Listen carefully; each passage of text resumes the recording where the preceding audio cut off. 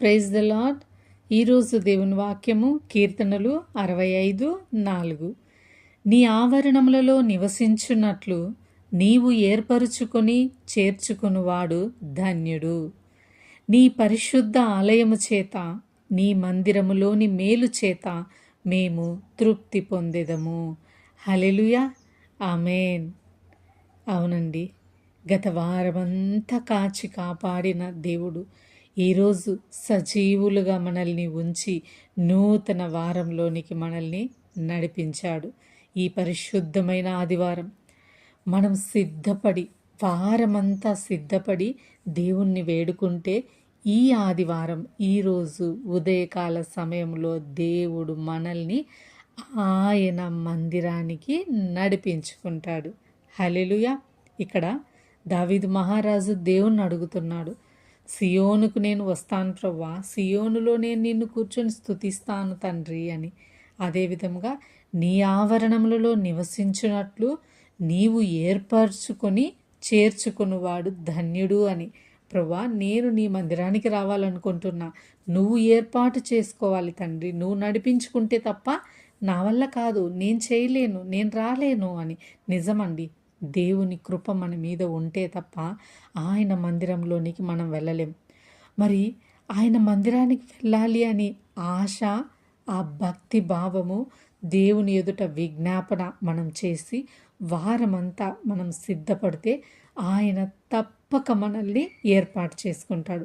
ఆయన ప్రతి ఒక్కరిని ఏర్పాటు చేసుకునే ఉన్నాడు.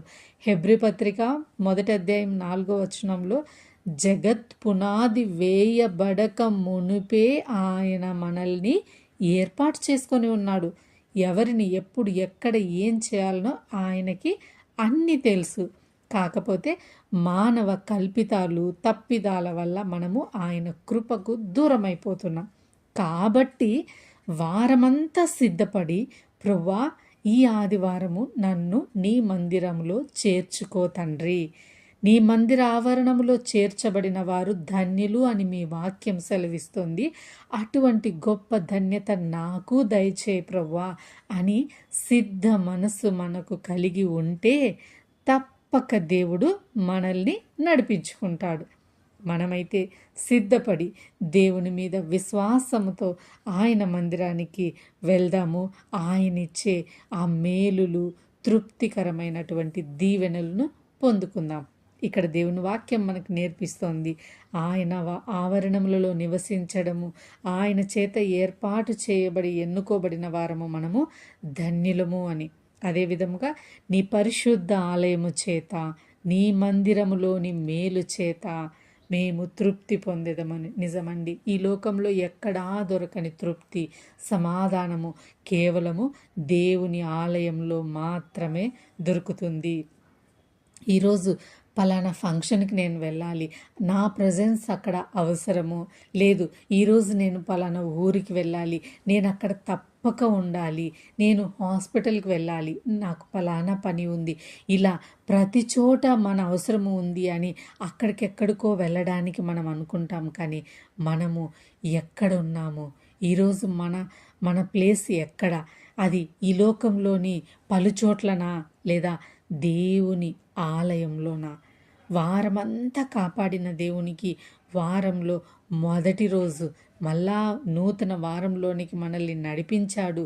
ఆయనకి కృతజ్ఞత తెలుపుకుంటూ విశ్వాసముతో, భయభక్తులతో నా వారాన్ని, మొదటి దినాన్ని నేను ప్రారంభించాలి అని ఆయన మందిరములో మన ప్రజెన్స్ అవసరమై ఉందండి.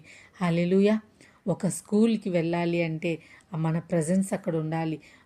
అక్కడ ఎగ్జామ్ రాయాలి అంటే ఇయర్ అంతా మనం స్కూల్కి వెళ్ళి ఉండాలి. అప్పుడే ఇయర్ ఎండింగ్ ఫైనల్ ఎగ్జామ్కి మనల్ని అలో చేస్తారు. మరి ఈ జీవిత ప్రయాణంలో, ఈ జీవిత పరీక్షలో మనం కూడా మన ప్రజెన్స్ ఆయన మందిరంలో ఉండాలి కదా అండి. మన ప్రత్యక్షం అక్కడ ఉండాలి కదా అండి. మనం అక్కడికి వెళ్ళకుండా ఇక్కడ కూర్చొని దేవా నన్ను కరుణించు అంటే ఎలా? ఎక్కడ 2-3 కూడి నా నామమున ప్రార్థన చేస్తారో వారి మధ్యలో నేను ఉంటానన్నాడు. ఆయన మందిరంలో సంపూర్ణ సంతోషము, ఆయన మందిరంలో ప్రశాంతత లభిస్తుందండి. ఇంట్లో ఎప్పుడు గొడవలు, సమాధానం ఉండదు. ఏదో ఒక పని బాటలలో ఉంటాం. దేవుని మందిరంలో మాత్రమే అన్నిటినీ విడిచిపెట్టి ప్రశాంతంగా దైవ ధ్యానంలో ఉంటాం, వాక్య ధ్యానంలో ఉంటాం, వాక్యాన్ని దైవజనుల ద్వారా వింటాం. ఇటువంటి గొప్ప మేలులు, తృప్తి మనం అక్కడ మాత్రమే పొందుకోగలమండి. అందుకని దావీదు మహారాజు ఎన్నో కీర్తనల్లో చెప్తుంటాడు, ఎప్పుడయ్యా నేను నీ మందిరానికి వచ్చేది, ఎప్పుడయ్యా నాకు ఆ కృప అనేసి. అదేవిధంగా 84వ కీర్తనలో ఆ కీర్తనంతా ఎంత అద్భుతంగా ఆయన అడుగుతూ ఉంటాడు, దేవుని సన్నిధిలో నన్ను నిలబెట్టమని.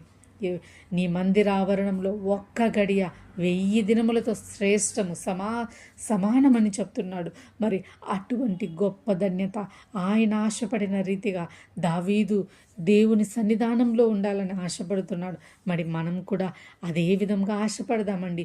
దుప్పి నీటి వాగుల కొరకు ఆశపడినట్లు, పరుగెత్తుకుని వెళ్ళినట్లు మనం కూడా ఈ లోకంలో ఉన్న ఈ మందిరానికి కావచ్చు, నిత్య నివాసము పరలోకంలో ఆయన యొక్క పిల్లలుగా, ఆయన వారసత్వముగా, ఆయన సేవకులుగా, ఆయనను నిత్యము పరిశుద్ధుడు పరిశుద్ధుడని కొనియాడుటకు మనము కూడా అక్కడికి వెళ్ళాలి కదండి. ఆయన మన కొరకు స్థలము సిద్ధపరచడానికి వెళ్ళి ఉన్నాడు. మరి ఆయన ఇచ్చేటటువంటి స్వాస్థాన్ని పొందుకోవడానికి ఈ లోకంలో మొదట ఈ పరిశుద్ధ ఆలయానికి వెళ్దాము, ఆయనను స్తుతించుకుందాము. నిత్య జీవంలోనికి పరిశుద్ధ ఆత్మదేవుడు మనల్ని నడిపించాలని, దేవుని సన్నిధానంలో కూర్చొని నిత్యము జీవాత్మను దయచేసిన దేవుని దగ్గర మన జీవితం అంతా కూడా గడపాలని ప్రార్థించుకుందాము.